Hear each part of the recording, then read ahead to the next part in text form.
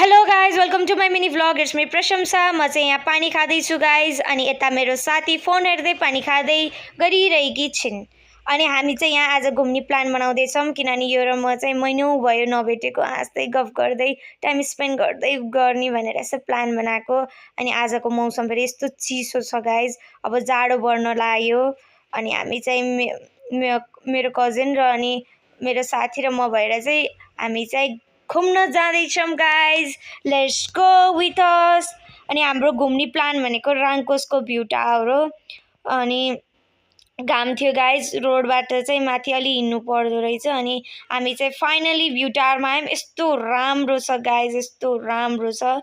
स्याङ्जा बजार, बाडखोला सब देखिन्छ, डाँडा पाखा यस्तो राम्रो छ।